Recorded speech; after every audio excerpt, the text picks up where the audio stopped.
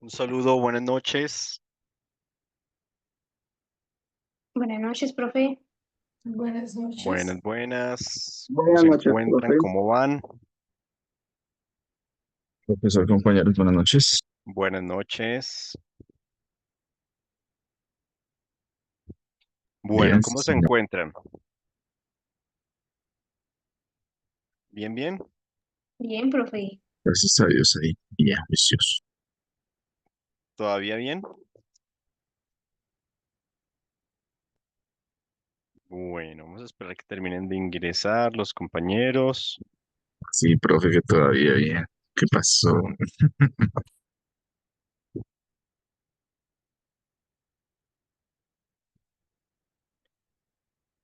Listo, vamos a iniciar aquí con...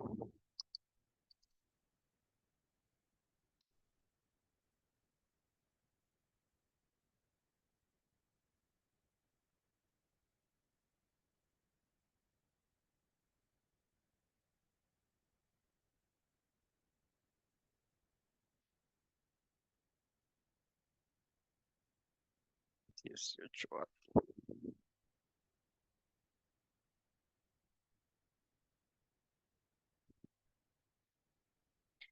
Bueno, mientras vamos a iniciar nosotros, vamos a iniciar con la lectura aquí de el texto de Isaías capítulo 40. Versículos 18 al 26.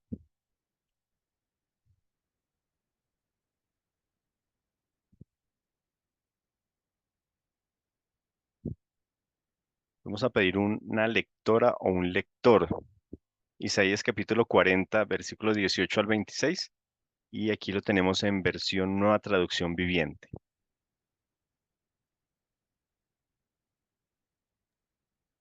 Yo lo leo, profe. Dale. Bueno, dice así. ¿Con quién podemos comparar a Dios?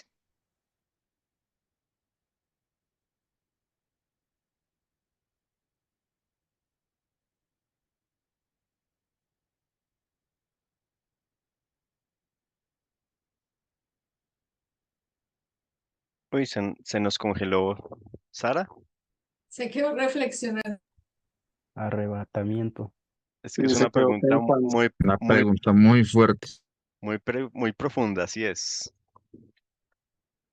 Así es. Bueno, entonces mientras tanto vamos a ayudarle a Sara. ¿Quién nos ayuda a continuar? Bueno, yo, profe. Dale. Espero no congelarme. Eh, Desde el 18, ¿no? Sí, señor. ¿Con quién podemos comparar a Dios? ¿Qué imagen se puede encontrar que se le parezca? ¿Se le puede comparar con un ídolo formado en un molde revestido de oro y decorado con cadenas de plata? Y si la gente es demasiado pobre para eso, al menos escogen una madera que no se pudre y habilidoso un artesano habilidoso para que talle una imagen que no se caiga. ¿Acaso no han oído? ¿No entienden? ¿Están sordos a las palabras de Dios? Las palabras que habló antes de que existiera el mundo son tan ignorantes, son tan ignorantes. Dios se sienta sobre el círculo de la tierra y la gente que hay abajo le parece saltamontes. Él despliega los cielos como una cortina y hace con ellos su carpa. Él juzga a los poderosos del mundo y los reduce a nada. Apenas comienza, recién están echando raíces, cuando Él sopla sobre ellos y se marchitan. Se los lleva el viento como la paja. ¿Con quién me compararán? ¿Quién es igual a mí? Pregunta el santo. Levanten la mirada a los cielos. ¿Quién creó todas las estrellas? Él las hace salir como un ejército, una tras otra, y llama a cada una por su nombre. A causa de su gran poder y su incomparable fuerza, no se pierde ni una de ellas. Oh Muy Jacob. bien. Ah, bueno. Hasta el 26. Muy bien, entonces este texto de Isaías capítulo 40, versículos eh,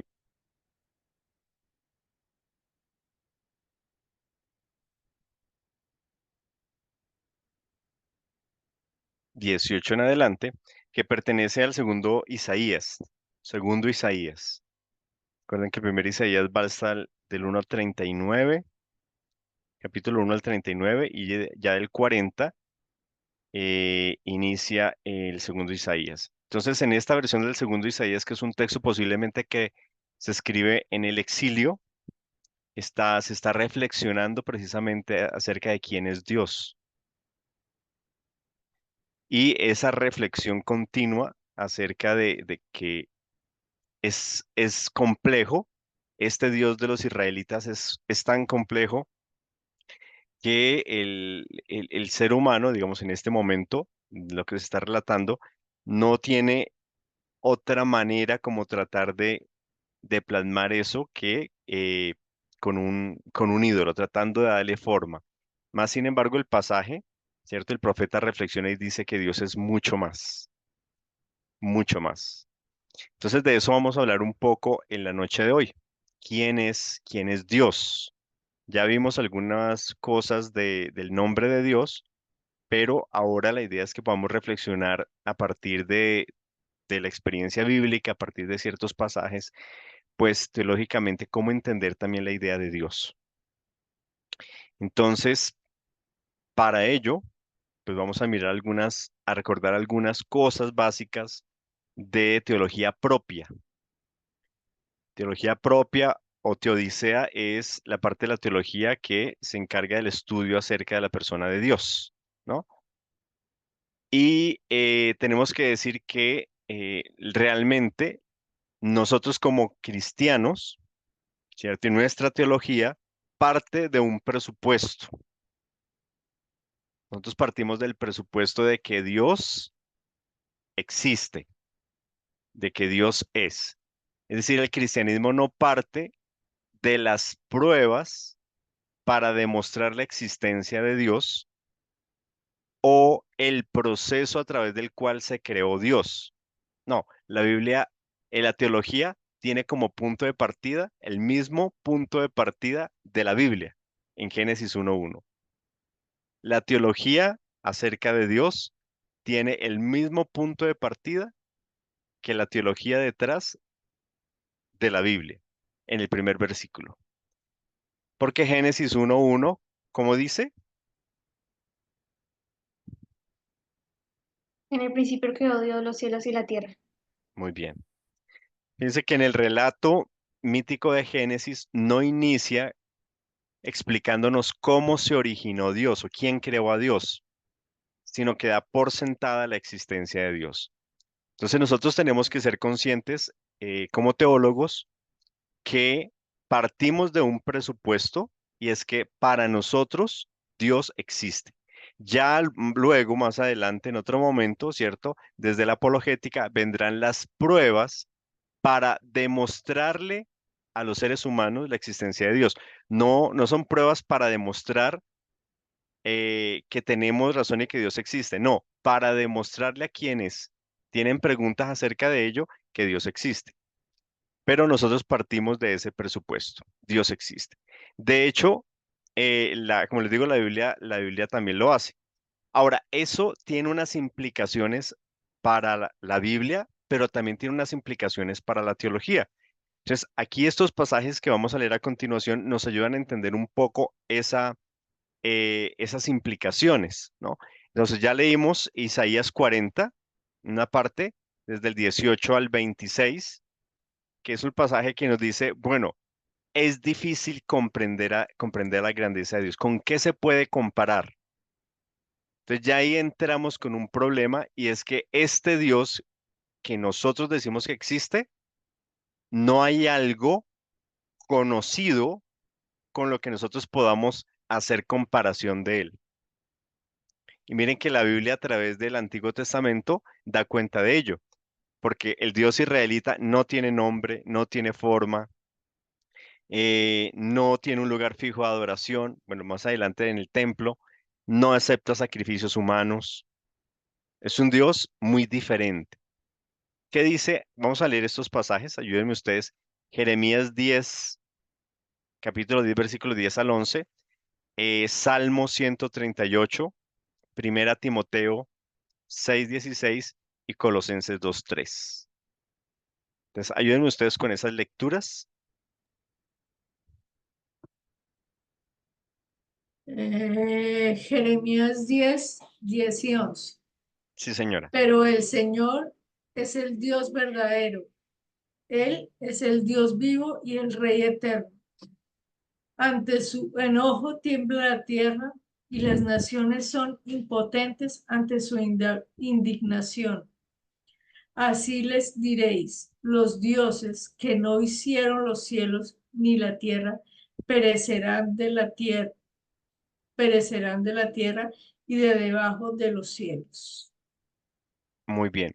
Entonces, fíjense que Jeremías nos coloca también ante otro dilema y es que esa presuposición de la Biblia acerca de que Dios existe también implica que solo hay un Dios y los demás dioses que los seres humanos llegan a adorar, pues no son dioses, ¿no?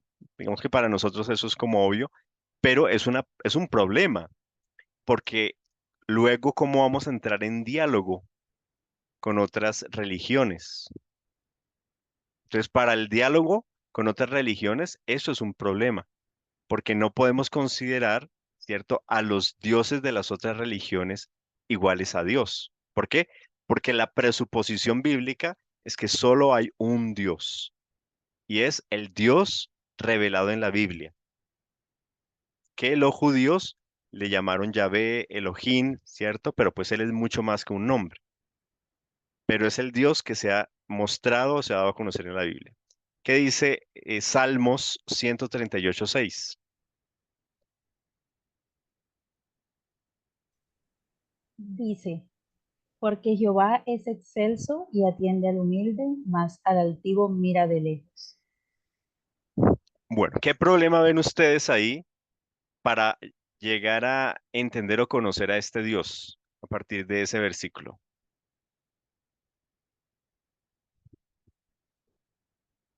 ¿Quieres vuélvelo a repetir, por favor?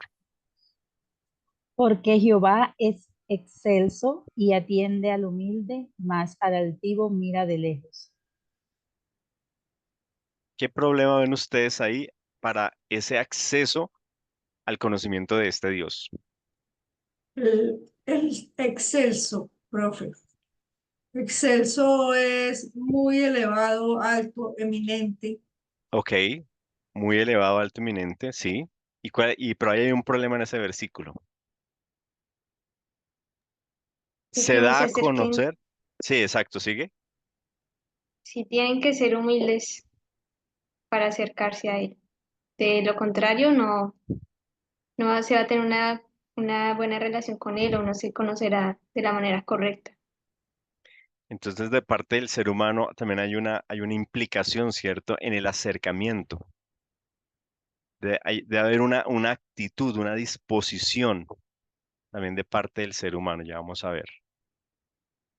Primera Timoteo 6:16.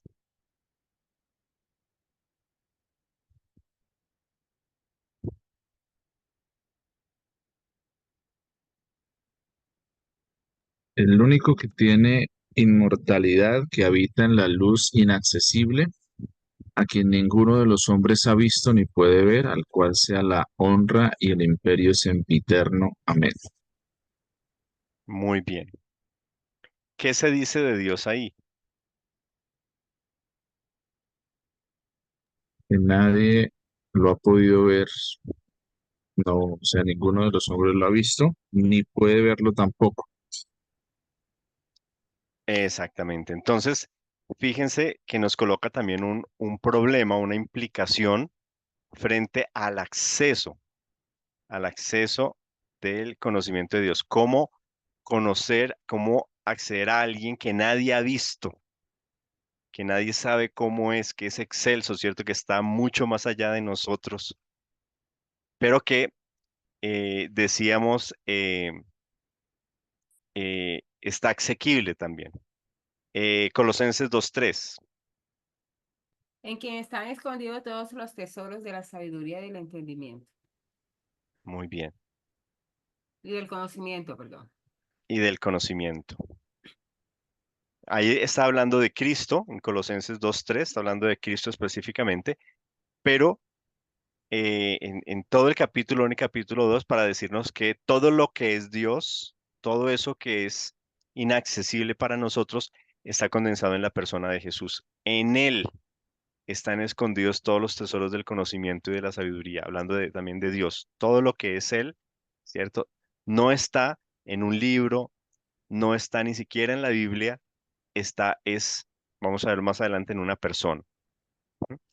Entonces, esa presuposición con la que partimos los teólogos es un problema y al mismo tiempo obviamente una ventaja. Es un problema y es una ventaja en la teología.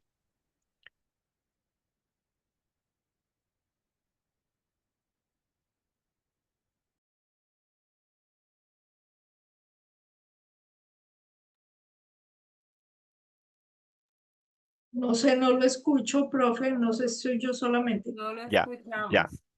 ya. Que en teología, digamos que para hablar de Dios, se dice que escondidos a la razón, hablando de la Trinidad, al orgullo y a la envidia, pero descubiertos a la fe y a la humildad.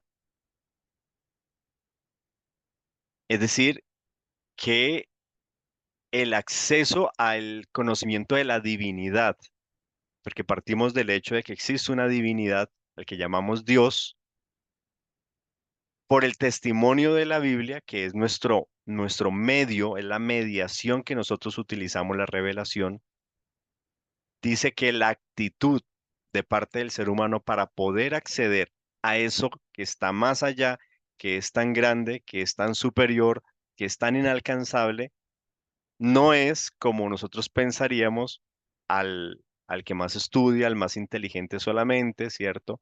Sino todo lo contrario, ¿no? Por eso dice esta frase, escondidos a la razón, al orgullo y a la envidia. Y más bien se descubre, se da a conocer a través o por medio de la fe y la humildad. Esto en teología, de pronto ustedes recordarán, es lo que se llama el problema que en latín se expresa como el Deus ad conditus y el Deus revelatus. El Deus ad conditus y el Deus revelatus. Es decir, el Dios que está escondido y el Dios que se revela. Es como ese dilema que nosotros encontramos. Un Dios totalmente oculto, escondido, inaccesible, pero al mismo tiempo un Dios cercano, conocible y revelado, ¿no? Y ahí digamos que el texto clave es también el de Isaías, capítulo 45, versículo 18, que dice, porque así dijo el Señor que creó los cielos. Él es Dios, el que formó la tierra, el que la hizo y la compuso. No la creó en vano. Para que fuese habitada la creó. Yo, el Señor, no hay otro. Entonces, a partir de testimonios como los que encontramos en estos versículos, encontramos esa dualidad. Tenemos un Dios que es tan grande, tan inaccesible, pero al mismo tiempo, lo que decimos, un Dios cercano, un Dios conocible. Y eso implica cómo resolver el asunto de otra expresión en latín que a través de la historia de la iglesia, pero especialmente a través de los reformadores, resumió el problema, pero que siguió siendo un problema. No sé si ustedes recordarán, es esta famosa frase de finitum non capere infinitum. O sea, el problema no es de Dios. El problema es que lo finito no puede comprender lo infinito. Lo finito en este caso, pues somos nosotros, que no pueden comprender lo infinito. Entonces, ante el problema de Dios, ¿cierto? Digamos que la teología da como la vuelta para poder asumirlo o para poder manejarlo, diciendo, pues si Él es el absoluto, si Él es todo esto que dice la Biblia, tan grande, tan inaccesible, tan poderoso, eterno, todopoderoso, y ahí podemos decir todos los autos de Dios y todos los atributos de Dios. Entonces, ¿cómo todo eso puede comprenderlo una mente finita como la nuestra? ¿No? El problema es de la finitud del ser humano frente a la infinitud de Dios. ¿Sí? No sé si trabajaron eso en algún momento en sus teologías y cómo lo abordaron, cómo abordaron el problema de la persona de Dios y la persona del ser humano. A ver qué recuerdan de ese asunto. Esa es una pregunta básica de teología y que de pronto como teólogos les van a hacer de diferente forma, pero que en el fondo es lo mismo. O sea, puede que no utilicen la expresión en latín, pero esa expresión recoge lo que a través de siglos la teología ha tenido que asumir. Profe, de pronto recuerdo yo, pues, algunos temas de teoría sistemática uno o 2 cuando se habla de la relación, como tú lo estás diciendo, de Dios con el hombre y los atributos de Dios, pues lo como lo de pronto como lo puedo relacionar yo, no sé. Ajá, Y es los atributos de pronto los comunicables, y los no comunicables. Entonces, ¿qué de la esencia de Dios se transmite al hombre y qué no? Y entonces ahora lo relaciono yo, eso pues lo aprendimos, o yo me acuerdo de eso en teología sistemática. Entonces, ok, yo eso ahora lo puedo relacionar con eso que está escondido y lo que no, también puede ser. O sea, bien, bien, sí, sí, sí, sí, por ahí va la cosa, o sea, ahí pueden ir articulando cosas que ustedes vieron en sistemática, en otras teologías, para este tipo de problemas, claro.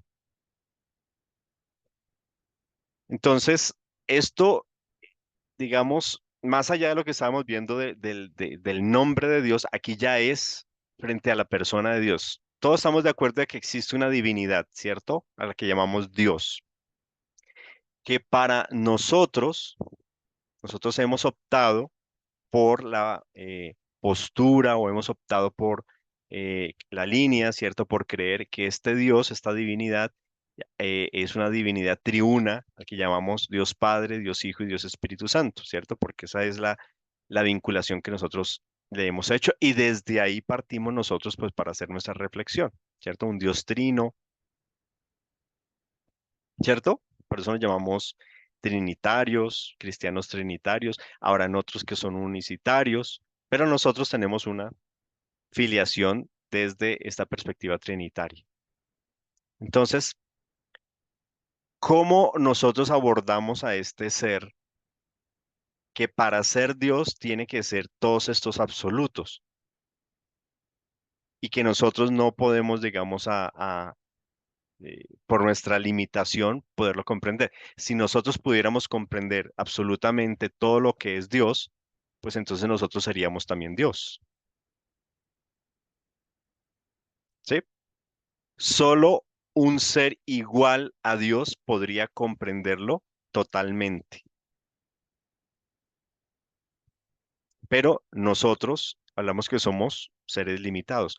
Por lo tanto, la existencia de Dios para Dios también presupone un problema, y es el problema de la acomodación.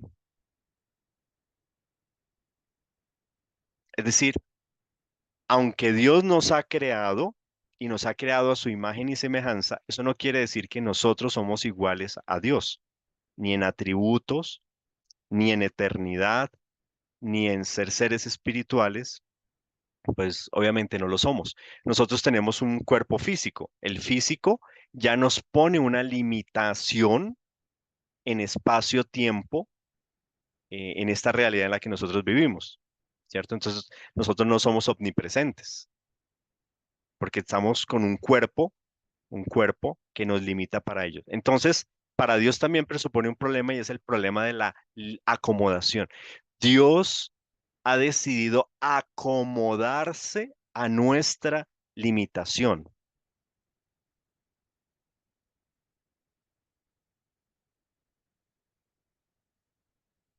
Y ese problema de acomodación, obviamente todo esto es especulación teológica, ¿no? Son como ideas que, digamos, desde la teología trata uno en un discurso tratar de sostener para tratar de articular pues estas ideas. Entonces, que presupone para Dios el problema de la acomodación de la limitación. Dios se limita, su existencia también presupone que Él tiene que acomodarse a nuestras limitaciones y sabe que nosotros solo podremos comprender visos, de pronto muy generales, de quién es Él, pero nunca podremos llegar a un conocimiento pleno de quién es Él, ni aquí en la tierra, ni allá en el cielo, porque nosotros siempre seremos seres limitados. Aunque estemos en el cielo, vamos a estar en el cielo, pero seguiremos siendo seres limitados. ¿Sí? Yo les he hecho carreta y yo no sé si tiene sentido o no, pero para que ustedes me sigan la idea, me hagan preguntas. O si no están de acuerdo, porque pues de eso se trata también la cosa. Yo les estoy diciendo un montón de cosas, pero siendo como siempre diciéndoles provocativo. ¿Mm? Profe, eso es lo que plantea Filipenses, ¿no? Realmente. En Filipenses 2, cuando empieza a describir en el versículo 8, y hallándose en forma de hombre, se humilló a sí mismo, haciéndose obediente hasta la muerte y muerte de cruz. Yo lo relaciono con esto porque, es decir, siendo el eterno, el todo, el inalcanzable, le tocó resumirse a una materia, a ser humano, a una materia física. Bueno, pero allá está hablando de Jesús, ¿no? Y vamos también porque esto de alguna manera Sí, también claro. impacta nuestra cristología también. Sí, Sara. Sí, profe y compañeros, buenas noches. No sé, de pronto corto un poquito el tema que están hablando de Jesús, pero algo que a mí me impresiona mucho y que todavía necesito descifrar un poco más a profundidad, como para hablar con más conocimiento de causa, pero algo que me impresiona que dice Apocalipsis son dos cosas, o sea, aparte de todo lo demás, dos cosas. Y es que la iglesia es la esposa de Cristo. Y cuando está la relación matrimonial, es porque se vuelven un solo ser. O sea, es que por eso me da como un poquito de temor decirlo, pero es como si nosotros uniéramos tanto a Dios que realmente somos la esposa de Dios. Y ahí sí ya va a tener esposa.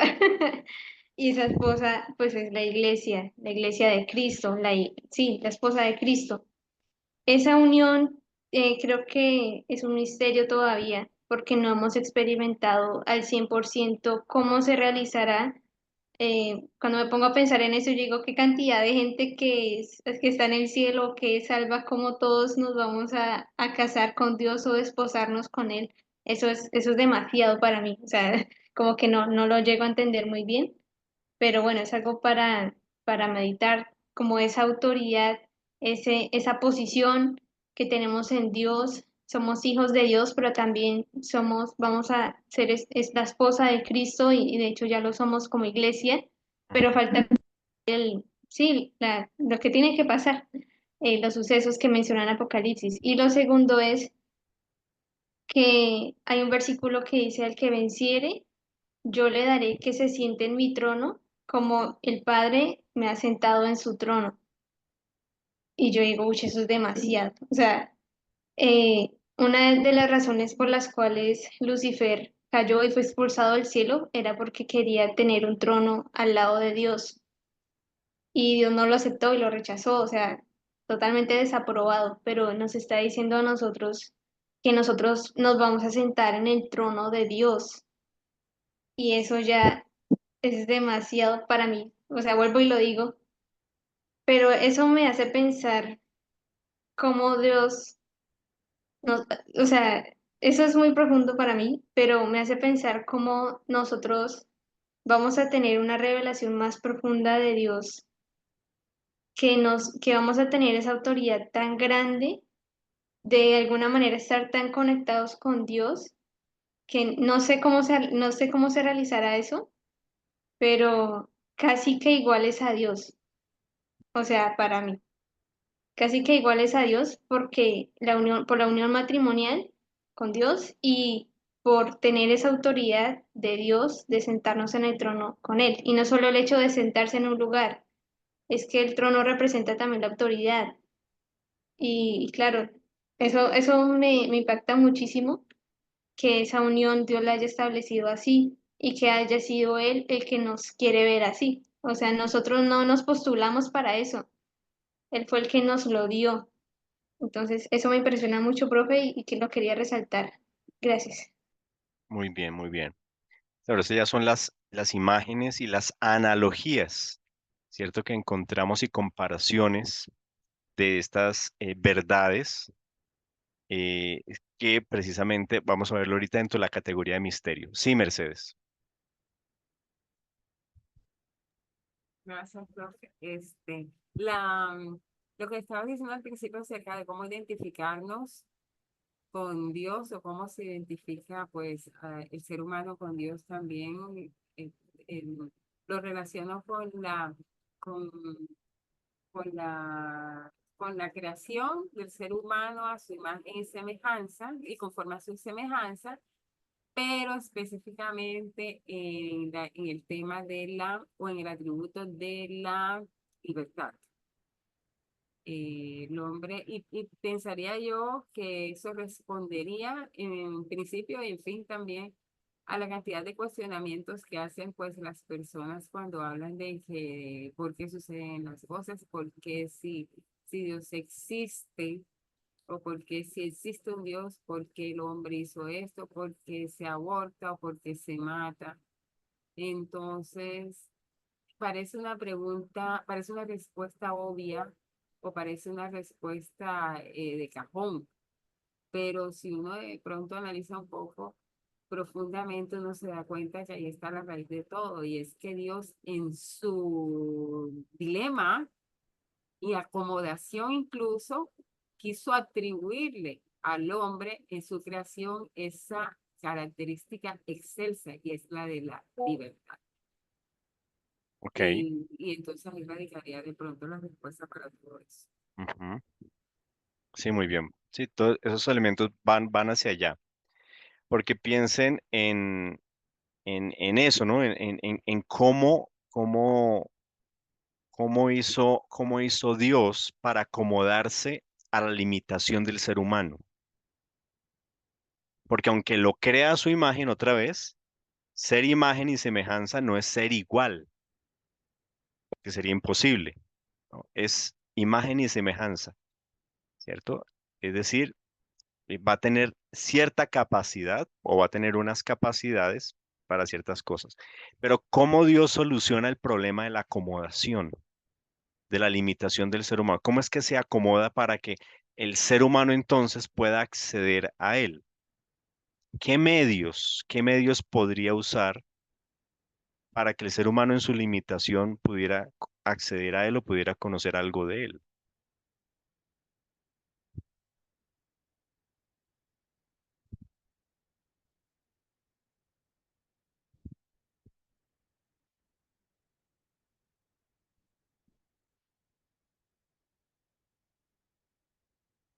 Bueno, y nosotros lo sabemos, nosotros sabemos las respuestas porque Estamos diciendo, tuvo que diseñar al ser humano de tal forma que el ser humano pudiera primero conocerlo, ¿cierto? Acceder a él, capacidad que no tienen los animales ni las plantas. Lo hemos visto, pues todavía hasta la fecha no hemos visto ninguna planta que, ningún animal que pues se ponga a orar, pues que nosotros sepamos, ¿cierto? Que tenga ese homus religiosus dentro. Pero el ser humano tiene la capacidad, ha sido creado al ser imagen y semejanza con la capacidad de acceder, por lo menos de conectarse con Dios, ¿cierto? Pero tenemos los otros medios, porque ahora pensemos del lado del ser humano. ¿Qué tenemos nosotros como seres humanos a través de lo cual podríamos llegar a conocer a Dios? Ustedes vieron eso en teología sistemática, de las primeras clasecitas que ustedes vieron eso. Solo que lo vieron de otra manera. ¿Cómo se ha revelado Dios?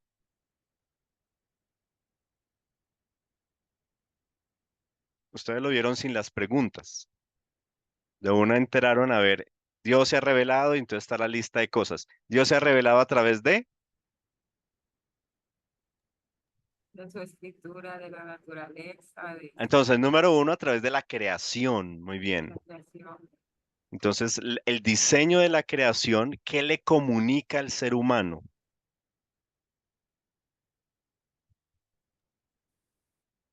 Cuando uno Que, mira las... Sí, dale, dale. que existe un creador. Debe existir un creador, ¿no?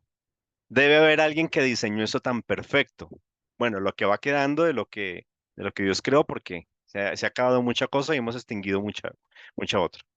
Pero cuando vemos la creación, la perfección de la creación debe generar la pregunta, ¿será que alguien creó esto? ¿Y quién es? Por lo menos la pregunta. Y a eso le llamamos a nivel de revelación, ¿qué tipo de revelación? ¿Recuerdan que hay dos tipos de revelaciones?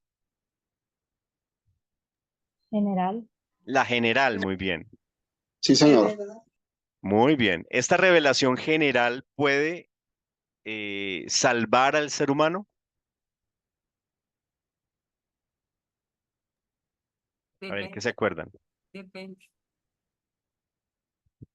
El hecho de ver la naturaleza y saber que de pronto hay un diseñador detrás, eso por sí mismo puede salvar a un ser humano. Y nos estamos mezclando muchas cosas, pero salvar al ser humano del pecado y todo lo demás, no. No, no, muy No, bien, solo por la red especial.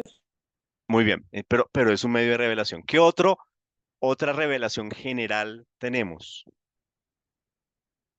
¿O qué otros medios de revelación tenemos? La historia, La historia, muy bien. El desenvolvimiento de la historia. Cuando nosotros vemos la historia, ¿sí? Vemos que, por lo menos la percepción que tenemos nosotros desde Occidente, que todo va avanzando hacia un telos, hacia una finalidad. Es la percepción que tenemos.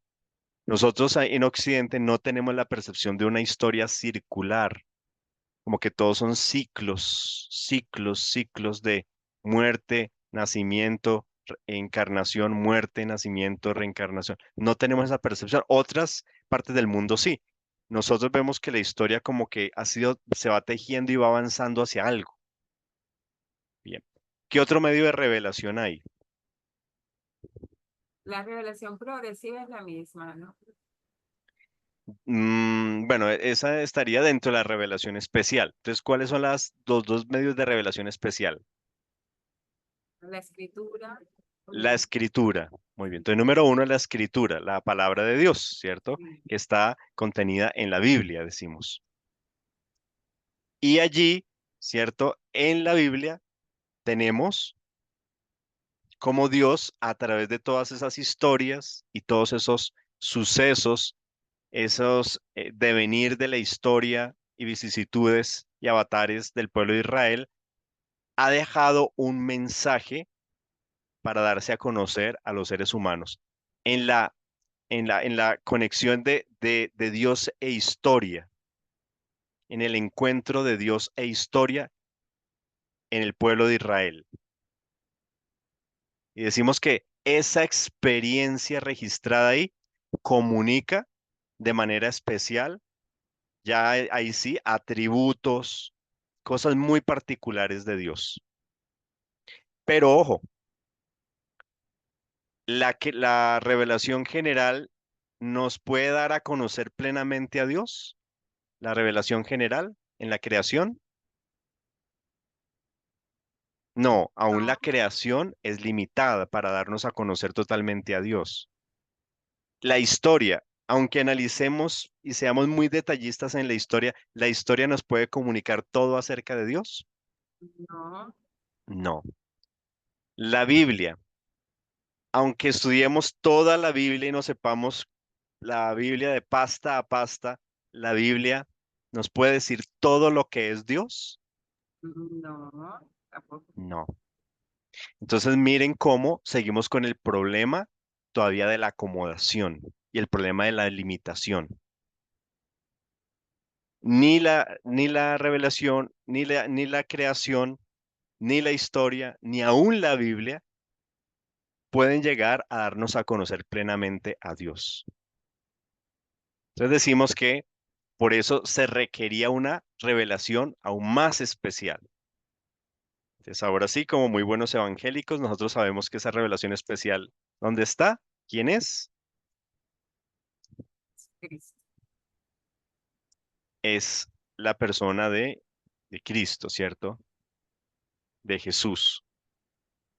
Y de hecho, en los evangelios, constantemente, especialmente en el evangelio de Juan, ustedes recordarán que Jesús dice que yo he venido para dar a conocer.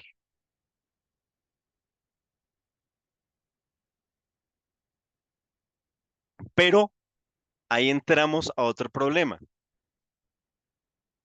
con la revelación especial. Jesús, que es Dios, ¿cierto? ¿Cierto que sí? Jesús es Dios, nos dio a conocer absolutamente todo lo que es Dios.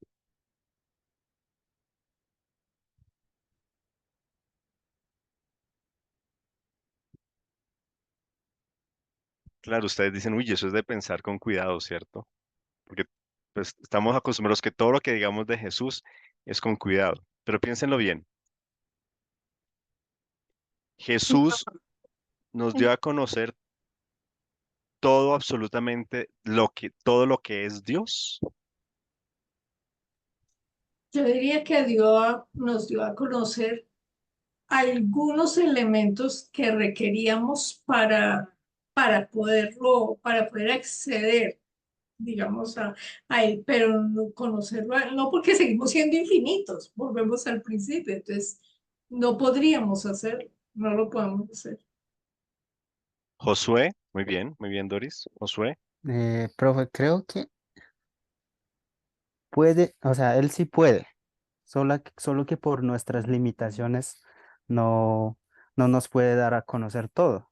Él puede, solo que por nuestras capacidades, porque nuestro pensamiento, nuestro conocimiento no nos cabe todo el tema plenamente de Dios, sino que nos da a conocer algunas partes que todos son importantes, pero que nosotros como humanos podemos considerar importantes en nuestra vida, pues nos dio a conocer solo esas partes nada más, porque nos limitamos, siempre nuestro conocimiento está limitado para comprender a Dios. ok, muy bien. Mercedes,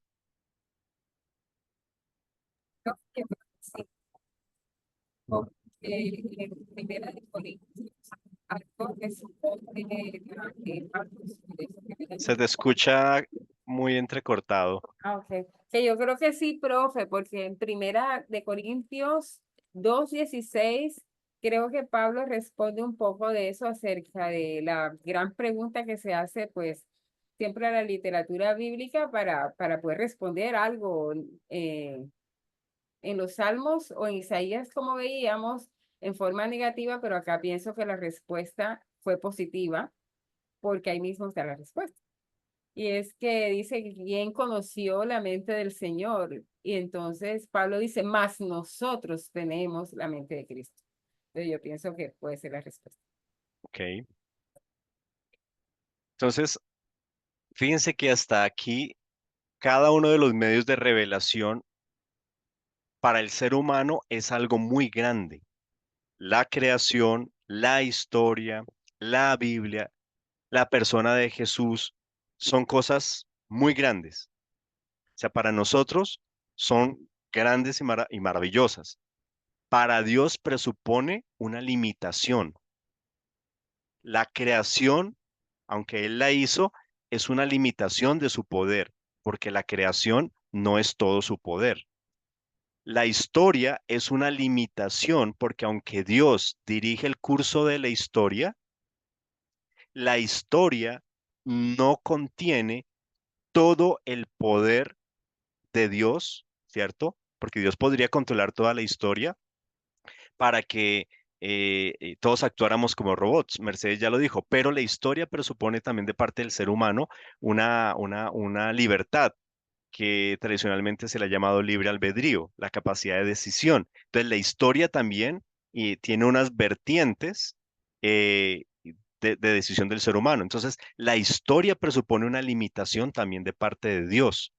La Biblia, que es la revelación especial donde está contenida la voluntad de Dios, el plan de Dios para la humanidad, es una limitación también de Dios, porque la Biblia no dice ni nos podría decir todo lo que es Dios, ni todo lo que Él quiere hacer para el ser humano, pero en ella está lo que el ser humano puede llegar a comprender. ¿Cierto que sí? Entonces miren que la naturaleza de este Dios que nosotros decimos que existe, la naturaleza de Dios también implica para Dios un estado permanente de humillación, de limitación frente al ser humano. ¿Sí? Eso sí tiene sentido. Ahora, eso no le hace menos a Dios. Él ha decidido, él ha decidido vivir en ese estado permanente de donación a favor del ser humano. Y su máxima expresión de donación, limitación y humillación, que era lo que mencionaba Doris, va a estar en la persona de Jesús, porque siendo la segunda persona de la Trinidad, cuando la segunda persona de la Trinidad decide tomar un cuerpo humano, ¿qué estaba decidiendo la segunda persona de la Trinidad?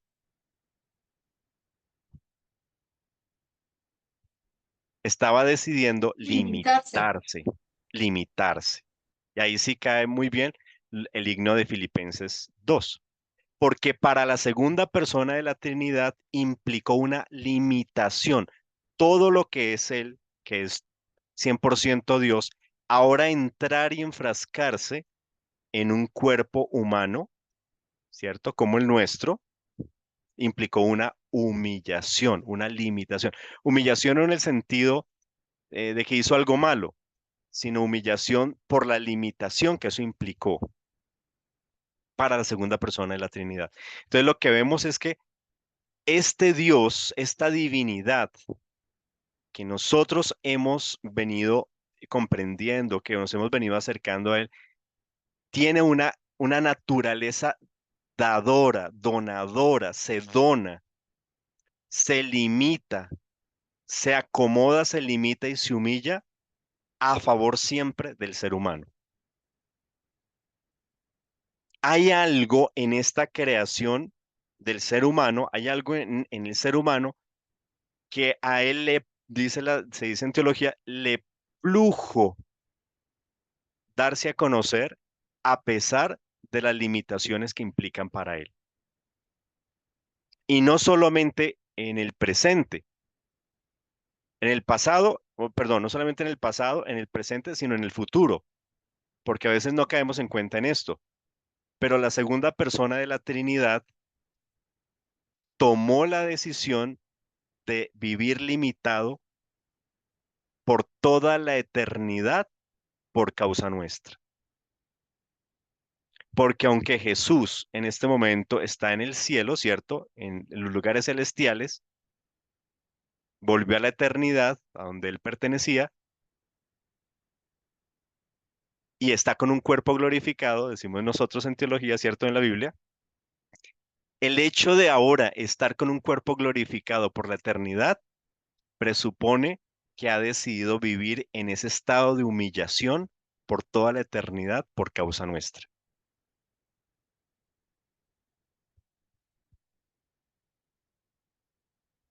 ¿Sí? ¿Tiene sentido? La humildad y el amor de Dios, porque ese es el otro punto, o sea, donde ya vamos, pero en este caso de Jesús, no solo se muestra en la encarnación, no solo se muestra al morir en la cruz, ser sepultado, porque no resucitó y volvió otra vez al cielo sin cuerpo, no, decidió quedarse con ese cuerpo por causa de nosotros.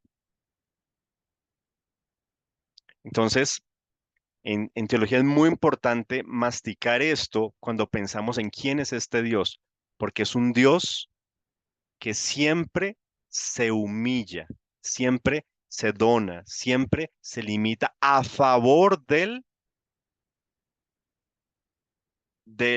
finito, del menos, del limitado ser humano. ¿Sí? Tengan en cuenta eso, porque luego la función, ¿cierto?, de la teología es encontrar dónde está Dios en este mundo, dónde está Dios obrando, dónde está Dios actuando. Pero si para nosotros es claro desde el principio su naturaleza dadora, sacrificadora, que se dona, se da siempre a favor del menos favorecido, el que tiene menos posibilidades del ser humano, cuando busquemos dónde está Dios y qué está haciendo Dios, tendremos que encontrarlo precisamente donde veamos al más oprimido, al más débil, al que consideramos más inferior, al que consideramos poca cosa, donde, es decir, donde consideraríamos que Dios no puede estar, allí Él está, porque esa es su naturaleza. Sí, no sé si tiene sentido. Porque nosotros vamos a tener que buscar nuestros lugares teológicos. ¿Dónde vamos a hacer teología? ¿Ustedes dónde van a hacer teología? Pues en su iglesia, sí, y de pronto a nivel social, pero ¿y dónde? ¿Dónde hago yo teología? Porque si siempre hacemos teología en lugar de los privilegiados, si siempre hacemos teología a favor de los que son considerados más dignos que otros, entonces, ojo, porque la naturaleza de Dios es otra. Y la teología tiene que responder a esa naturaleza también de Dios. Y lo vemos ahora en la persona de Jesús. Jesús vino a dar a conocer al Padre en primer lugar, ¿a quiénes? Sacerdotes, escribas, publicanos, bueno, publicanos sí porque por ahí uno que otro, pero sacerdotes, escribas, reyes, ¿sí? Esa fue su naturaleza y su misión. Fíjense que aun cuando se humanó, siguió actuando de la misma manera, humillándose, limitándose y yendo precisamente, como decimos bien evangélico, a lo vil y menospreciado del mundo. ¿Tiene sentido? Mercedes. Sí, profe, sí tiene sentido. Sino que para responder de eso también responde el interrogante del principio de la clase, cuando estábamos hablando de diferenciar el Dios Yahvé o el Dios de Israel de los demás dioses. Es más que una retórica bíblica, más que una retórica de los libros de la antigüedad, como se escribían de pugna de dioses o de preponderancia entre del uno sobre el otro. es diferenciarlo precisamente esa naturaleza y esa esencia de los demás, de esa esencia donativa, de darse, de esa entrega que no la tiene ningún dios, ni en la antigüedad, ni siquiera los de ya el imperio grecorromano, ni nada por el estilo. Entonces también esa esencia hay que rescatarla para teológicamente conocer al verdadero Dios en la persona de Exactamente, Cristo. exactamente.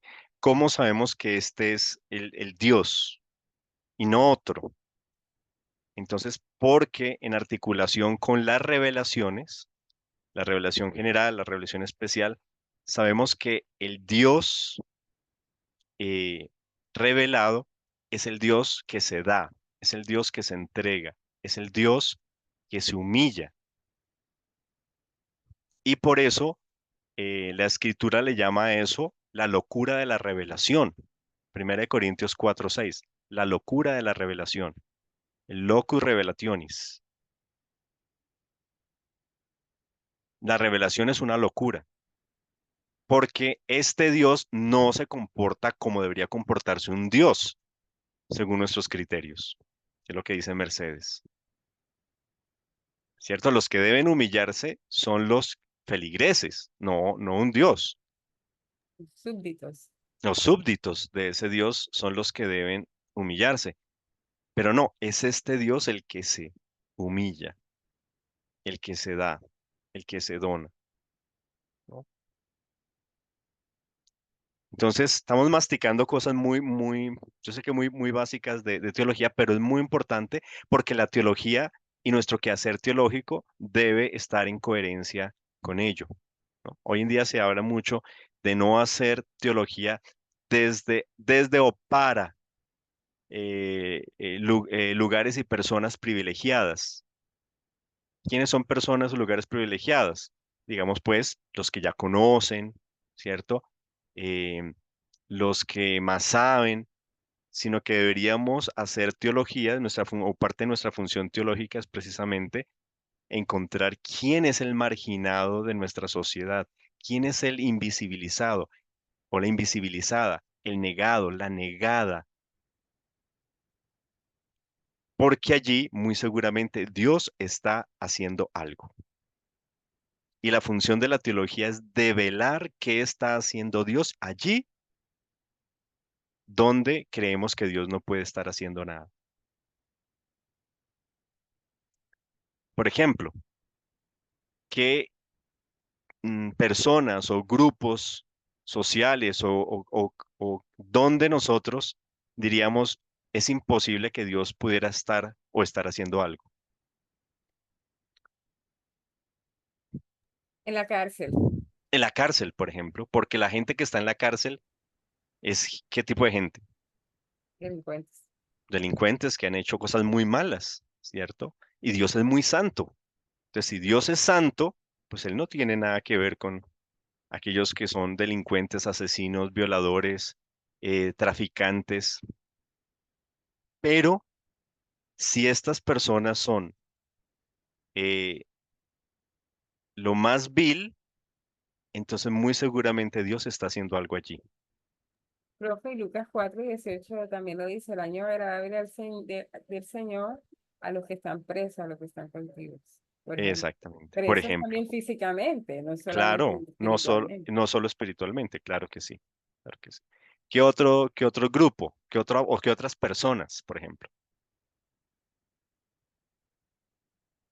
Diríamos, no, pero es que es imposible creer que Dios pueda tener que ver con, con estos o aquellos. ¿Como qué? ¿Qué grupos? ¿O qué personas? Los sin papeles, Los sin papeles y eso, descríbeme más eso. la inmigración irregular, Ah, bueno, los que han migrado sin, de manera ilegal, los ilegales, los migrantes ilegales. Claro. Entonces, socialmente, ¿cierto? Tienen menos derecho y son menos que nada porque son ilegales en los países. Pero muy seguramente, si son consideradas personas eh, menos o son invisibilizadas, allí muy seguramente Dios está haciendo algo. Y así podemos pensar, ¿cierto?, en muchos otros grupos, los indígenas, en muchos lugares la población afrodescendiente, las comunidades LGTBIQ+. Todos estos grupos y todas estas poblaciones y gentes que nosotros podamos pensar están lejos de Dios, resulta que teológicamente están más cerca de Dios en el sentido de que son lugares teológicos. Eso no quiere decir que los que somos buenos de las iglesias, ¿cierto? Los que somos fieles y somos de las iglesias y vamos todos los domingos a la iglesia y soportamos todas las predicaciones de nuestros pastores, y diezmamos, ofrendamos y servimos, entonces no esté Dios con nosotros. No, claro que sí. Ya estamos con Él, pero Dios siempre estará en la búsqueda de esos otros, tipo parábola del hijo pródigo, ¿no? Bueno, entonces por eso la revelación y este Dios presupone también una locura. O sea, este Dios no actúa como nosotros quisiéramos que actuara. Entonces, sintetizando un poco y para aterrizar solamente la reflexión, las posibles respuestas a la revelación divina, ¿cuál es? Bueno, ya sabemos que Dios se ha revelado en la naturaleza, en la historia, bueno, nos faltó en la conciencia del ser humano, en la persona de Jesucristo y también en las escrituras. Por lo menos hablamos de esos 5 lugares de revelación: la creación, la historia, la conciencia del ser humano. Es decir, fuimos dotados de una capacidad para pensar, para analizar, para hacer conciencia, para meditar, para pensar de manera profunda en nuestra existencia, la existencia de un Dios, que es lo que nos permite también acercarnos a la revelación especial desde una perspectiva de limitación. ¿Sí? Entonces, este Dios de la Biblia tiene esas características. Siempre estará a favor del más necesitado. Por eso, para el mensaje de los profetas bíblicos, em, cuando Miqueas interpela a los sacerdotes de su tiempo,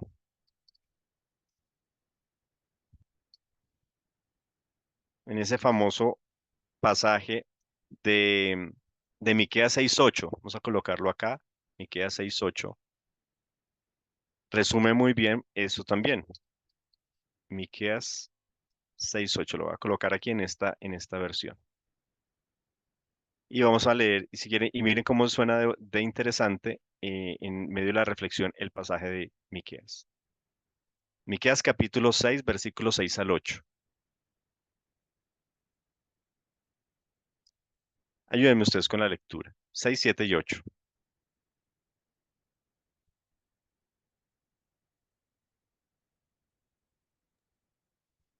¿Qué podemos presentar al Señor? ¿Debemos traerle ofrendas quemadas? ¿Debemos inclinarnos ante el Dios Altísimo con ofrendas de becerros de solo un año? ¿Debemos ofrecerle miles de carneros y 10.000 ríos de aceite de oliva? ¿Debemos sacrificar a nuestros hijos mayores para pagar por nuestros pecados? No, oh pueblo, el Señor te ha dicho lo que es bueno y lo que Él exige de ti, que hagas lo que es correcto, que ames la compasión y que camines humildemente con tu Dios. Entonces, fíjense la vuelta que le da los profetas. Entonces, los profetas van a decir que la muestra del culto a Yahvé va a ser estar a favor de la viuda, el huérfano, el extranjero, porque eran las personas con más necesidad y más vulnerables de aquel momento. Y Miqueas lo recoge, ¿cierto? Eh, en un cambio de algo cultural solamente a una cuestión ética. ¿Qué es lo que exige? Que hagas lo correcto. Pero hacer lo correcto no solamente en relación con los mandamientos, no es cumplir solamente con los mandamientos. Hacer lo correcto implica todo un cambio en la forma de pensar y de ver la vida. Amar la compasión, eso es una cuestión muy profunda. no es solamente hacer actos compasivos, pero amar la compasión como estilo de vida y como actitud de vida, qué difícil es eso. Y caminar humildemente con tu Dios. Ahora, humildemente aquí significa no una persona pobre, ¿no? Porque hemos asociado que pobreza y humildad, ¿no? Son dos cosas totalmente diferentes.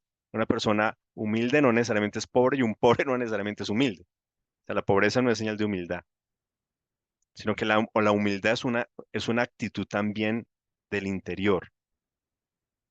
Y si ustedes miran las tres cosas, tienen que ver siempre con estar a favor de otros, especialmente de los vulnerables.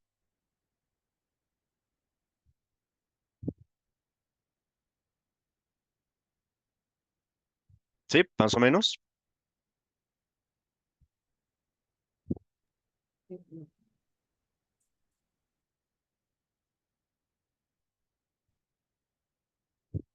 Entonces, son elementos básicos, pero nos van dando cuenta cosas acerca de este Dios, ¿no? Eh, y algunos elementos más teóricos. em, un lugar por excelencia en el Antiguo Testamento para hablar de cómo este Dios también se da a conocer es precisamente el Éxodo. Recuerden que los relatos del Éxodo son los relatos fundantes de la fe de Israel. Y son los relatos también a través de los cuales se va a hacer esa analogía en el Nuevo Testamento muchas veces. Y por lo tanto, el momento en el que Dios llama a Moisés y como lo expresa el texto de Éxodo capítulo 3, pues es muy importante digamos, en toda la teología del Antiguo Testamento, pero también en la manera como el Nuevo Testamento lo va a releer.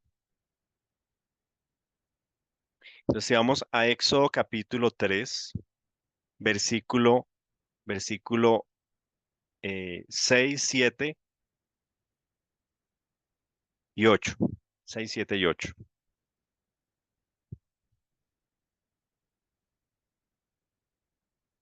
Ustedes vieron hermenéutica 1 y 2, ¿cierto? Alcanzaron a ver las hermenéutica latinoamericana o contextual, algo de eso, ¿cierto? Bueno, muchos modelos de hermenéutica habrán visto. Éxodo capítulo 3, versículo 6. Vamos a leer en esta versión. Entonces, versículo 7. Luego dijo el Señor, ¿no? Ya cuando ha llamado a Moisés. Entonces, ciertamente, bueno, versículo 6, perdón. Yo soy el Dios de tu padre, el Dios de Abraham, de Isaac y de Jacob. Entonces, en la narrativa bíblica, la manera como Dios se le da a conocer en primer lugar a Moisés, fíjense que no es como creador. No le dice, yo soy el creador de absolutamente todo, soy el Señor todopoderoso, eterno, omnisciente, omnipotente, omnitodo. No, no se da a conocer como ovni, sino se da a conocer simplemente, yo soy el Dios de tus padres.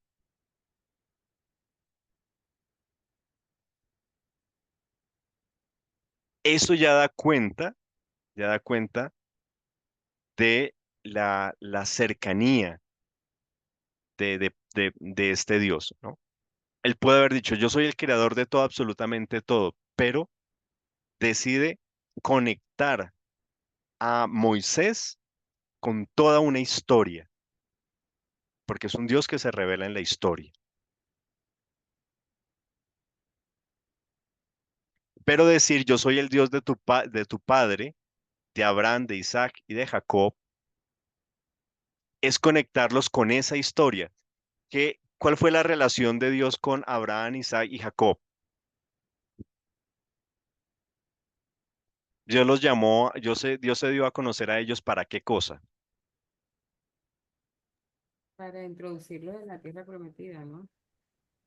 Sí, o sea que con ellos, ¿Dios qué Grande- hizo? Unas Una promesas, les dio unas delegación promesas. de pacto, Es un pacto, promesas, ¿cierto? ¿Y qué les prometió? Que les iba a ir re mal siempre. bendición. Bendición. Decir, Profe, yo pero soy... yo, Dale, disculpa, dale, dale. yo en alguna parte, no sé si fue a ti que lo oí, te lo oí, en alguna de las múltiples clases, o no sé si lo leí también. Y es que también como para identificar del clan al que iban a pertenecer. Ahora estamos dentro de una época en la historia también era en la época de los clanes y las tribus y dependiendo pues del conocimiento también de la etapa histórica, pues pienso yo también que sé, ahora que tú dices de lo de la hermenéutica contextual, así entonces lo interpretaban también quienes se sentían poseedores de esa revelación, en este caso Abraham, Isaac y Jacob. Ujú, ujú. Y miren que entonces, en ese sentido, implica también que darse a conocer, en primer lugar, a Moisés de esta manera, es decir, que, que Moisés estaba conectado ahora con esta lucha histórica de Dios, con la lucha histórica de Dios a favor de este pueblo. Porque lo que vemos con los patriarcas es una lucha histórica para tener derecho a ser un pueblo en una tierra particular. Entonces las promesas son de una reivindicación, son de bendición. Es interesante porque otra vez Dios se da a conocer como aquel que ha venido trabajando y luchando en la historia de estas familias. Y que Moisés ahora iba a ser parte de ese eslabón. Claro, narrativamente está organizado de esa manera. Es decir, tu historia, Moisés, no inicia acá. Es que tú estás conectado con una larga historia de lucha y ahora vas a ser parte de ella, ¿no? Y por eso le dice versículo 7, ciertamente he visto la opresión que sufre tu pueblo, o como dice, ciertamente he visto la opresión que sufre ese pueblo, tu pueblo, Se apropia de su pueblo, del pueblo. de su pueblo, mi pueblo en Egipto. He oído sus gritos de angustia a causa de la crueldad de sus capataces. Estoy al tanto de sus sufrimientos. Pues miren que ese versículo, ¿por qué para el pueblo de Israel es tan importante? Para el judaísmo a través de la historia. Porque en ese solo versículo ellos encuentran la justificación para su proyecto de reivindicación histórica. ¿Cómo justifican su lucha a través de la historia? Del judaísmo el segundo templo y después de la destrucción del segundo templo y luego la invasión a Palestina en el 48 hasta el día de hoy. ¿Cómo justifican ellos? Porque su Dios es un Dios que no es ajeno a su sufrimiento, conoce sus angustias, sabe la crueldad con el que el mundo los ha tratado, está atento, no es un Dios ajeno, tampoco es un Dios que se goza en el sufrimiento, pero está compenetrado con esta historia. Y el versículo 8 que es la resolución. ¿Por eso he descendido para castigarlos? No. ¿Por eso he descendido para ver qué hacen? No. Otra vez se apropia, para que yo los rescate del poder de los egipcios, sacarlos de Egipto y llevarlos a una tierra fértil y espaciosa. Es una tierra donde fluye la leche y la miel, la tierra donde actualmente habitan. Ta. Ese versículo 8 que es más largo, que es la resolución, para el pueblo judío a través de la historia ha significado que tienen que encontrar su liberación.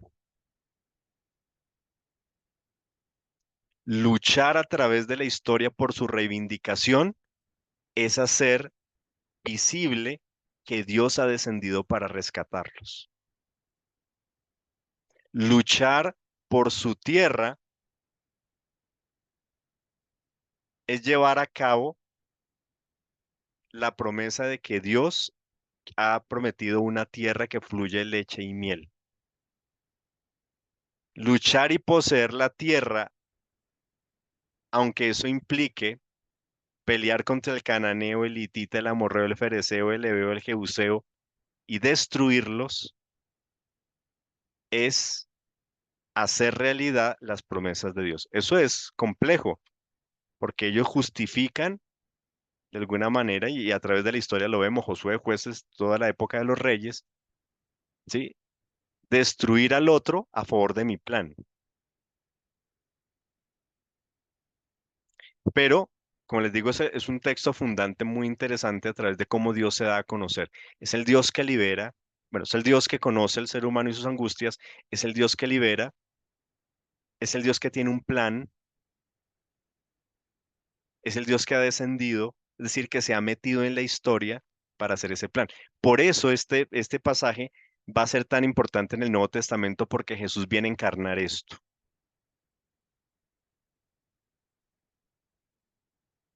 Ya no ha descendido para librarnos del poder de Egipto, sino del pecado, ¿no? Porque San Pablo le va a dar la vuelta a eso. ¿Para qué ha venido Jesús? Para librarnos del poder del pecado, que es el nuevo Egipto, ¿no? Entonces, miren lo interesante cómo Dios aquí, en este diálogo con Moisés, pues también da unos elementos muy interesantes acerca de quién es él. Sí, Doris. Profe, me surgió una inquietud. Tú dices que este Dios que implica que debe encontrar esa liberación.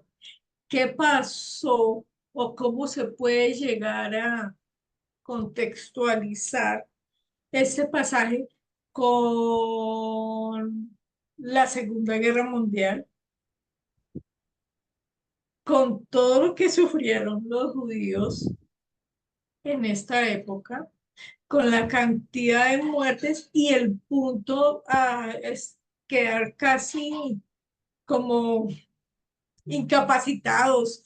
Pues ellos no tenían como ya fuerza para hacer nada, los anularon totalmente. ¿Cómo se puede llegar a interpretar estos pasajes con este momento histórico? Pero esa es la historia del pueblo judío. Es una historia siempre de opresión y de destrucción. El reino del Pero ahí norte, no hubo, correcto, pero ahí no hubo lucha de ellos. pero claro que sí. Claro, ellos trataron de ponerse, pero siempre los imperios han sido más poderosos. La revuelta del reino del norte, el reino del sur también se opuso, ¿cierto? En el judaísmo, el segundo templo, las revueltas de los macabeos contra el imperio Ptolomeo y Seleucida. Luego, bajo el imperio romano, las revueltas, las tres grandes revueltas contra el imperio romano y finalmente la destrucción de Jerusalén. Y desde el año 70 hasta, hasta la Segunda Guerra Mundial ha sido una persecución durante toda la historia. Y que ahorita están en guerra, pues uno dice, pues es que esa ha sido la naturaleza del pueblo judío. Pero lo que tú dices, y en la Segunda Pero Guerra en Mundial, ese momento, ese holocausto que hubo, quedaron ellos como paralizados. Siempre me da esa sensación. claro, pero ¿cómo lo leen ellos? En su libro en el libro de Víctor Frank, que fue un psicoanalista judío, que estuvo en los campos de concentración y que desarrolló, estando en los campos de concentración, lo que él más adelante va a llamar el método de la logoterapia, él habla acerca de eso. Y varios filósofos judíos que estuvieron en campos de concentración, la gran pregunta, ¿y dónde estaba Dios? ¿Por qué Dios permitió esto, que nos hicieran esto? ¿Dónde estaba Dios? La respuesta de Víctor Frank y de los filósofos judíos, estando en los campos y después cuando salieron es, ¿dónde estaba Dios? ahí con nosotros sufriendo. Él conocía nuestras angustias, Él conocía nuestras necesidades, pero Él estaba preparando un plan. Porque ¿qué le dio al pueblo judío la fuerza para invadir Palestina? ¿O cómo lo justificaron? Precisamente después de la Segunda Guerra Mundial. Eso ya era un plan que venía trazándose, pero la fuerza, donde ellos dicen, sacan el último aliento para tomar esa decisión, especialmente pues desde la perspectiva sionista, fue el holocausto. Entonces ellos, eh, por eso llaman al holocausto Shoah, Shoah, que significa o tiene que ver con la idea de buscar ser destruidos o destrucción. Ellos dicen, el mundo quería nuestra Shoah, pero realmente la Shoah vino a ser Baruch para nosotros. O sea, vino a ser la bendición que les permitió a ellos volver a su tierra después de 2000 años. Claro, obviamente hay unas cuestiones ahí éticas y morales, ¿cierto? Que nosotros desde Occidente pues también reevaluaríamos, pero es interesante su lectura, es decir, ellos entienden que este Dios es un Dios que se manifiesta en la historia. Que tristemente ahorita lo que están haciendo con los palestinos, pues uno cuestiona su actitud, ¿cierto? Pero, pero es interesante la visión que ellos tienen de ese Dios. Es un Dios liberador, más que un Dios castigador, es un Dios liberador, Es un punto de vista totalmente opuesto a lo que, a lo que uno piensa en el occidente. Con totalmente. respecto, por ejemplo, a eso del holocausto. No, pues, ¿Quién le puso total. holocausto? Occidente. ¿Pero qué es un holocausto? Es una, Sacrificio. sí, es una palabra ambigua y se le puso holocausto para suavizar la magnitud de lo que eso implicó para Alemania. Ustedes saben que Alemania todavía tiene su cosita ahí con lo del holocausto. Todavía hay generaciones que les cuesta hablar de eso, porque fue Sí. la vergüenza total para el país más desarrollado del mundo en aquel momento. Los negacionistas del holocausto, pues. Por ejemplo, todavía hay gente de parte que lo niegan, que eso nunca ocurrió, ¿cierto? Y Pero, los neonazis. y nuevos movimientos que se están levantando frente a eso. Pero holocausto tiene es una palabra que tiene dos significados. Holocausto como un sacrificio terrible, pero holocausto también como una ofrenda a Dios. Entonces, decirle holocausto fue la forma de suavizar el asunto, ¿cierto? Pero para los judíos eso se llama Shoah. Buscaron nuestra destrucción, nuestro exterminio. Profe, pero fíjate, interesante ya desde el punto de vista teológico, y es que hay una palabra, una promesa para el pueblo judío, en donde habla de que aún a los enemigos pondrá de su parte, ¿cierto? Y es lo que pasa de pronto con los alemanes, bueno, ya hablando un poco de eso, y es que mm, hay un grupo, como dices tú, los negacionistas, los neonazis, una cantidad de grupos, subgrupos o sí, reducidos, que hacen una apología total al holocausto y todo, pero desde el punto de vista institucional, Alemania es uno de los grandes aliados de Israel y tiene toda una construcción de ley de memoria histórica para evitar que se olvide el holocausto. Y bueno, eso pienso yo que también es parte de la promesa bíblica. Claro, claro. Sí, es que sería el colmo que no, sí, sí o no. Así es. No, Pero pero ocurre, cuesta. profe, pero ocurre. Ocurre de que se olvidan, pero bueno, en el caso de Alemania no ha pasado. No, no ha pasado exactamente. Y todavía cuesta hablar de esos temas, porque para muchos jóvenes todavía es una vergüenza, y porque históricamente, hasta hace, no recuerdo, hasta hace poco menos de unas décadas, por ejemplo, Alemania terminó de pagar em, como esa especie de impuesto, ¿no? Que les pusieron por la Primera Guerra Mundial apenas, ¿no? Sí, El profe. Tratado de Versalles. Sí, Entonces, hasta hace poco, imagínense en la historia, terminó de pagar la multa, por así decirlo, por la Primera Guerra Mundial.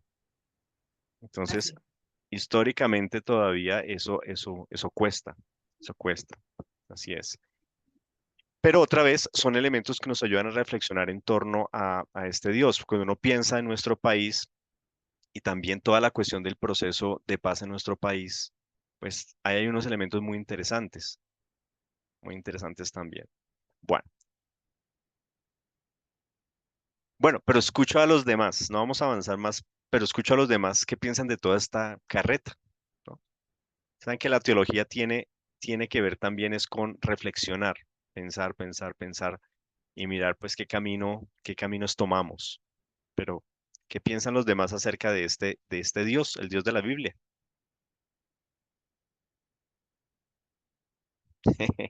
Sí, no política, aunque Dios es político también.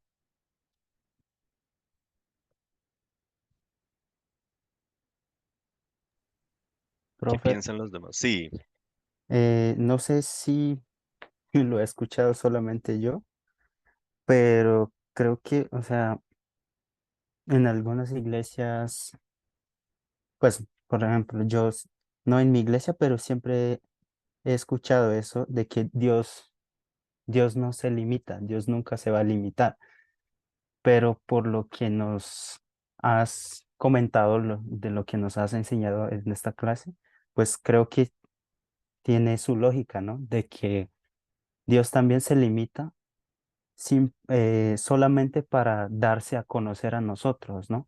Porque como con nuestra capacidad no soportaríamos el, el peso que tiene sobre la existencia, de toda la existencia de Dios. eh, de alguna forma, Jesús, eh, el Hijo de Dios, que es nuestro Señor Jesucristo, no sé si se podría decir, se minimiza para habitar entre nosotros, para darse a conocer, para dar a conocer al Padre, como él mismo lo menciona, y también pues Dios también como se limita para que nuestros conocimientos pueda captar lo que un poquito de su grandeza y de su existencia, y así podamos creer en él. Y creo que eso es algo sorprendente de lo que Dios puede hacer, ¿no? Porque muchas veces uno empieza a generar muchas dudas, pensando que, o sea, Dios nunca se va a limitar, pero de alguna forma Él se limita para dar a conocerse. Algo que no sé si se podría decir que otros dioses no lo hacen, como que los otros dioses como que sobrepasan de la humanidad diciendo que nunca se van a limitar, que no son limitados, todo eso, pero Dios, desde su inmenso amor, de su inmensa bondad, se da a conocer de manera, como decías, humildemente, pero en otros versículos uno puede decir que Dios, en otras palabras, Él no haría eso, pero de alguna forma Él lo hace solo para que nosotros comprendamos sobre su existencia, para que comprendamos eh, el amor que nos tiene hacia nosotros, tanto partiendo desde la creación, de todas estas revelaciones que hemos tenido. Creo que esos son un poquito nada más, ni siquiera alcanzamos ni 1%, nada, solamente un poquito, y así nosotros podamos como exaltar y dar, dar a conocer a los demás, porque si Él nos da todo el conocimiento, pues obviamente nosotros no podemos, como, como nos dijiste la clase pasada, nos mataría, es solo el simple hecho de escuchar el mensaje nos mataría, que ya ya no, nuestro conocimiento no puede soportar. Entonces, con eso me quedo, porque, o sea, bien, de hecho, eso es lo que he escuchado de algunos creyentes, algunos predicadores, de que no, Dios nunca se va a limitar, que no sé qué, pero sí, Creo que estamos en lo correcto, en lo cierto. Bien, bien, muy bien, Josué. ¿Qué dicen las demás teólogas y teólogos?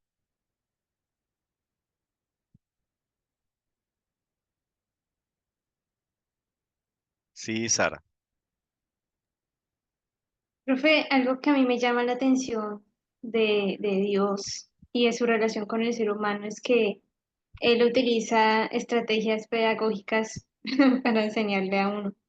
Digamos que cuando, digamos, en la psicología, hay un niño pequeño, él muchas veces no entiende no entiende todas las palabras que uno utiliza, expresiones que necesita aprender, memorizar y después repetir del habla, pero sí ve cómo actúa su papá, cómo actúa su familia y eso es lo que repite o eso es lo que imita. Así yo creo que nosotros no llegamos a comprender al 100% incluso todo lo que él nos dice, pero sí podemos ver de alguna manera el ejemplo que él nos da. Y nuestro Dios es un Dios que quiere que nosotros lo imitemos. También recuerdo los dioses grecorromanos, que para mí son una vergüenza repetir lo que hacían. Su inmoralidad sexual, su glotonería, su falta de carácter, su imperfección, cosas inmoralmente correctas que uno diría, no, yo no pienso repetir eso en mi vida, o sea, jamás. Pero Dios, el Dios de nosotros es un Dios ejemplo a seguir, es un Dios que Él incluso nos pide que seamos como Él en cuanto a su carácter. Y hay cosas que inevitablemente sí hay que dejárselas a Él, como la venganza. Él no nos pide que nos venguemos, Él nos pide que perdonemos, porque Él ya nos perdona a nosotros y decidió no vengarse de nosotros, digámoslo así, nuestra relación personal hasta este momento de la historia. Vemos que Dios no pide cosas que Él mismo no ha hecho. El Señor Jesús nos dio ejemplo en mucho, nos pide que nos bauticemos porque Él se bautizó, nos pide que vivamos una vida de sacrificio a los demás porque Él lo hizo. Entonces, ¿lo hizo mediante solo palabras? No, mediante su ejemplo. Entonces, Él es un Dios cercano a nosotros que nos entiende, pero que también nos pide cosas que Él ya hizo. Y vemos que eso es muy diferente a los otros dioses porque no dicen, ustedes sean como yo. O sea, no nos pide que seamos o que sigamos su ejemplo a seguir, pero nuestro Dios sí. Y cuando nosotros seguimos su carácter, su manera de ser en cuanto a, sí, a su carácter, a las virtudes que Él tiene, podremos llegar a ser como Dios en la gloria y en la majestad que Él nos dará al final, como pues ya lo había mencionado antes en la clase, ¿no? Tener esa posición en Cristo. ¿Por qué? Porque nosotros ya tenemos formado su propio carácter en nosotros. Claro, ya es dirección del Espíritu Santo y ya son otros temas, pero eso me llama la atención, profe. Esa pedagogía de Dios y esa cercanía de Dios, que estemos como en la misma sintonía con Él, siguiendo el mismo objetivo, pasando por esos procesos que Él nos manda. Eso resalto, profe, gracias. Muy bien. ¿Qué es lo que se llama el Dios ético? Realmente, ¿qué es lo que tenemos? Un Dios ético, que tiene una ética y tiene unos principios, unos valores a partir de un carácter y nos llama a actuar basados en ese carácter, ¿no? Eso es la ética. Entonces, algunos dicen tenemos es un Dios ético. No tenemos una religión, sino tenemos una teología ética. Somos seguidores más de una teología ética que de una religión. Mm. Muy bien, muy bien, muy bien. Ahí quedan ustedes con esos elementos. La idea es el día viernes unir esto a lo antropológico, porque ahora ya Sara nos dio también y Mercedes el pie también. Bueno, y Josué con lo que estaba mencionando entonces, si Dios no se limita, ¿cierto? Entonces, ¿cómo es que es ahí el asunto? Porque eso se ve reflejado en la antropología. ¿Quiénes somos nosotros? Entonces, ¿cómo es ahí la relación con Él? Vamos a caer o llegar al acuerdo en parte, esperemos que sea así, que somos llamados a la vida ética de Dios. Es una propuesta ética. El Evangelio es una propuesta ética. En un mundo que tiene su propuesta ética o sus éticas o sus propuestas éticas, pero el Evangelio lleva inmerso una propuesta ética para el ser humano. Es una ética teológica, teologizada, podríamos verlo así, aunque la palabra ética la tomamos de los griegos, pero la usamos aquí como una especie de anacronismo para poder entender que el Evangelio lleva esa propuesta ética, ¿no? De una sociedad distinta. De hecho, es un reino que tiene una ética distinta, unos valores distintos a los de este mundo, de esta sociedad. Bueno, mis estimados y estimadas, espero que también puedan avanzar en sus trabajos, que puedan estar mirando los autores, estén revisando, y el día viernes también, si tienen preguntas, sacamos pronto los primeros minutos para responder preguntas, cosas así, o cómo lo están resolviendo. Por ejemplo, en el caso de lo que nos decía Doris, en mis libros no hay nada, ahí, no hay, ahí se mochó la cosa y no hay nada, pero lo estoy resolviendo de esta manera. Entonces miremos qué libros están consultando, qué otros autores tienen, y poder ayudar a avanzar para que hagan un muy buen trabajo. Otra vez, la idea es que ustedes puedan compartir esos trabajos entre ustedes para que les quede un buen grupo de análisis de término, y eso les puede servir a todos. ¿Listo? Profe, te digo algo. Cuando créeme que uno, y lo hablo por mí también, por algunos de mis compañeros, cuando de pronto no podemos asistir a esta clase, es porque definitivamente no pudimos, porque la verdad es que es aprovechable en todo sentido. Yo el viernes no pude asistir y me pesa de verdad que no esté la clase grabada. Por favor, acuérdenme siempre que se esté grabando. Entonces, Hoy se está grabando. no tienes ni las Sí, diapositivas. las diapositivas, eso queda ya va a quedar en Cloud Campus. Sí, Esto prefiera eso, ¿verdad? Así que te presento las cosas que no puede de verdad asistir el viernes. ¿Oíste? está bien. Bueno, compañeros, feliz inicio de semana y nos vemos al final de la semana. Que estén Gracias, bien. profe. Vale, profe, Bendiciones. gracias. Gracias, Gracias, profe. profe. Gracias, profe.